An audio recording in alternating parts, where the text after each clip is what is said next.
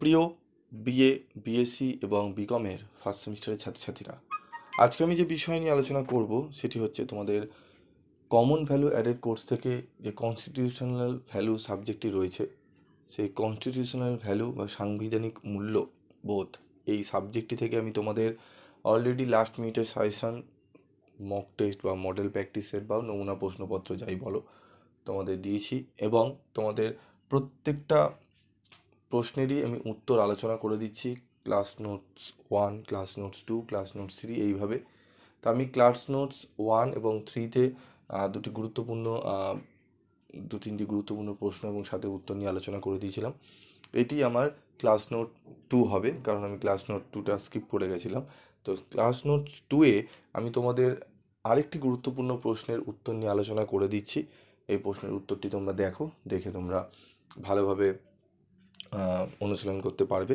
তো উত্তরগুলো দেখে নাও এবং প্রশ্নগুলো তোমরা একটু দেখে নাও, কোন প্রশ্নের অ্যান্সার বলতে চলেছি। এবং তোমাদের যদি মনে হয় তোমরা যদি স্টাডি মেটেরিয়াল সংগ্রহ করতে চাও, তাহলে অবশ্যই সামান্য রেমুনারেশনের বিনিময়ে স্টাডি মেটেরিয়াল সংগ্রহ করতে পারো অন্যান্য জায়গা থেকে অনেক কম দামে। যেখানে অন্যান্য জায়গায় তোমাদের 300, 350, 400 এরকম করে টাকা চাইবে, সেখানে তোমরা 170 থেকে 160 টাকার বিনিময়ে তোমরা কিন্তু এই সাবজেক্টটির সম্পূর্ণ উত্তর সহ পিডিএফ তোমরা পেয়ে যাচ্ছ, এবং 100% কমনযোগ্য প্রশ্ন সেখানে রয়েছে। তো দেখো, প্রথম প্রশ্ন যেটি রয়েছে, ধর্মনিরপেক্ষতা বলতে কী বোঝো? সাম্প্রতিককালে ভারতীয় রাজনীতিতে ধর্মনিরপেক্ষতার সংকট সম্পর্কে সংক্ষেপে আলোচনা করো। সূচনা: ভারতের বিভিন্ন ধর্মের উপস্থিতি এবং বিভিন্ন ধর্মীয় সম্প্রদায়ের মধ্যে বিরোধের আশঙ্কার কথা বিবেচনা করে 1976 সালে 42তম সংবিধান সংশোধনী আইনে ভারতীয় সংবিধানের প্রস্তাবনায় ধর্মনিরপেক্ষ শব্দটি অন্তর্ভুক্ত করা হয়েছে। কিন্তু ধর্মনিরপেক্ষতার অর্থ সংবিধানের কোথাও ব্যাখ্যা করে বলা হয়নি। পশ্চিমী ধারণা অনুযায়ী এর অর্থ হলো ধর্মের সাথে সম্পর্কহীনতা, কিন্তু ভারতে এমন সংকীর্ণ অর্থে ধর্মনিরপেক্ষতার আদর্শ গ্রহণ করা হয়নি। ভারতীয় অর্থে ধর্মনিরপেক্ষতা কী? ভারতীয় অর্থে ধর্মনিরপেক্ষতা বলতে বোঝায় ভারত রাষ্ট্রের নিজস্ব কোনো ধর্ম নেই।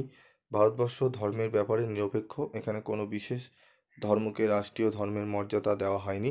ধর্ম হলো মানুষের অন্তরের বিষয়, কিন্তু রাষ্ট্রের কাজ হলো মানুষের সামাজিক ও রাজনৈতিক সম্পর্ক নিয়ন্ত্রণ। বিভিন্ন ব্যক্তি ও গোষ্ঠী তার নিজ নিজ বিবেক ও বিশ্বাস অনুসারে ভিন্ন ভিন্ন ধর্মাচরণ করে। ধর্মীয় বিষয়ে রাষ্ট্রের দিক দিক থেকে কোনো বিশেষ আচরণ কাম্য নয়। আধুনিক গণতান্ত্রিক সমাজের অন্যতম কথা হলো ধর্মের ব্যাপারে রাষ্ট্র ব্যবস্থায় নিরপেক্ষতা বজায় রাখা। বি.আর. আম্বেদকরের মতানুসারে ধর্মনিরপেক্ষতার মূল অর্থ হলো রাষ্ট্র জনগণের ওপর কোনো ধর্ম জোর করে চাপিয়ে দেবে না। ধর্মনিরপেক্ষ রাষ্ট্র সকলকেই সমানভাবে ধর্ম ও বিবেকের স্বাধীনতা দেবে। ভারতের ধর্মনিরপেক্ষ রাজনীতির বৈশিষ্ট্য: প্রথমত, তৃতীয়ত করে এরকম করে উত্তর দেওয়া রয়েছে, তোমরা একটু দেখে নাও। ভারতের ধর্মনিরপেক্ষতা প্রকৃতিগতভাবে অত্যন্ত উদার। ধর্ম বিষয় সকলের সমান অধিকারের সাথে সাথে এখানে সংখ্যালঘু সম্প্রদায়গুলির জন্য কিছু বিশেষ অধিকার স্বীকার করা হয়েছে।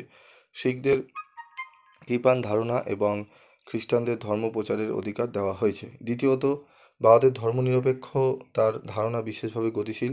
রাষ্ট্র জনগণের বৃহত্তর কল্যাণের জন্য প্রয়োজন বোধে ধর্মীয় বিধিরীতি লঙ্ঘন করেও আইন তৈরি করতে পারে। তৃতীয়ত, ভারতের ধর্মনিরপেক্ষ রাজনীতির ধারাটি নিয়ন্ত্রিত, কারণ কখনোই ব্যক্তিগত আইন রাষ্ট্রীয় নিয়ন্ত্রণের সম্পূর্ণ বাইরে থাকতে পারে না। চতুর্থ, ভারতের রাজনীতিকে ধর্মের নিয়ন্ত্রণমুক্ত রাখা হয়েছে, কিন্তু জনগণের কল্যাণের জন্য প্রয়োজনের তাগিদে ধর্মের উদার রাজনৈতিক নিয়ন্ত্রণ আরোপ করা হয়েছে। ভারতের রাজনীতিতে ধর্মনিরপেক্ষতার সংকট: স্বাধীনতার 60 বছর অতিক্রান্ত হওয়ার পরেও ভারতবর্ষের রাজনৈতিক কাঠামোটি অধিকাংশই ধর্ম ও জাতপাতের ভিত্তিতে নিয়ন্ত্রিত হয়। সংবিধানে ধর্মীয় অধিকারের স্বীকৃতি সংযোজনের পরেও বিংশ শতকের শেষার্ধ থেকে বর্তমান কাল পর্যন্ত সাম্প্রদায়িকতা ভারতীয় রাজনীতির কেন্দ্রবিন্দু হয়ে উঠেছে। ভারতের 14শ লোকসভা গঠনের পিছনে রাজনৈতিক সভ্যতার কাছে ধর্মকে কিনিপিক করা হয়েছে। ত্রয়োদশ লোকসভার পূর্বে ভারতের রাজনৈতিক দলগুলি সাম্প্রদায়িকতা ও কার্গিল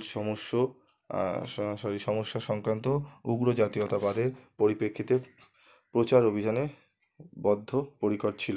সুতরাং ভারতের রাজনৈতিক পরিমণ্ডলী থেকে ধর্মনিরপেক্ষ শব্দটির তাত্ত্বিক প্রয়োগ ঘটলেও ব্যবহারিক ক্ষেত্রে একটি ফাঁক রয়ে গেছে। এখনও প্রায় সব দলগুলি অঞ্চলের পরিবেশগত কারণে সাম্প্রদায়িকতার নীতি অনুসরণ করে প্রার্থী মনোনয়ন করে থাকে। দেশের রাজনৈতিক দল এবং নেতারা তাদের আদর্শে ধর্মনিরপেক্ষতা তত্ত্বকে নির্বাচনী ইস্তাহার হিসাবে প্রকাশ করেন, অথচ নির্বাচনের সময় রাজনৈতিক ফায়দা লোটার জন্য তারা বিভিন্ন ধর্মীয় সাম্প্রদায়িক ব্যক্তিদের ব্যবহার করেন। নির্বাচনের সময় কোনো কোনো রাজনৈতিক দল বিভিন্ন সাধু, পুরোহিত, শঙ্করাচার্য প্রভৃতি হিন্দু ধর্মীয় প্রধানদের শরণাপন্ন হন। আবার কোনো কোনো রাজনৈতিক দল শরণাপন্ন হন মসজিদে ইমামদের কাছে।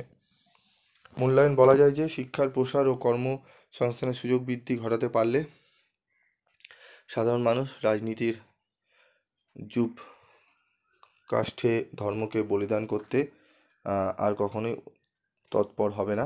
এর ফলে আর্থসামাজিক অগ্রগতির জন্য প্রকৃত ধর্ম নিরপেক্ষ ভারতবর্ষে গড়ে উঠবে। তো প্রশ্নটি 10-এ আসতে পারে, 15 আসতে পারে। তোমরা এটি 15 নম্বরের অ্যান্সারের জন্য করা হয়েছে। তোমরা 10 নম্বরে যদি আসে এই উত্তরটিও লিখতে পারবে, ঠিক আছে।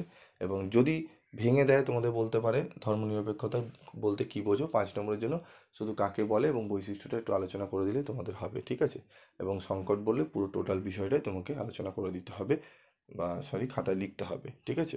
তো প্রিভিয়াস যে ক্লাস নোটগুলো আমি দিয়েছি, ক্লাস নোট 1, ক্লাস নোট 3, তো এইগুলো একটু ভালো করে দেখে রেখো এবং অবশ্যই তোমরা আগের যেগুলো সাজেশানগুলো দিয়েছি সেগুলো একটু ভালো করে ফলো রাখবে। প্রত্যেকটা কোশ্চেনের নোটস তোমরা পেয়ে যাবে, চ্যানেল ফলো করো, সেখান থেকে তোমরা পেয়ে যাবে। আজকের মতো এটুকুই, দেখা হচ্ছে পরবর্তী ভিডিওতে।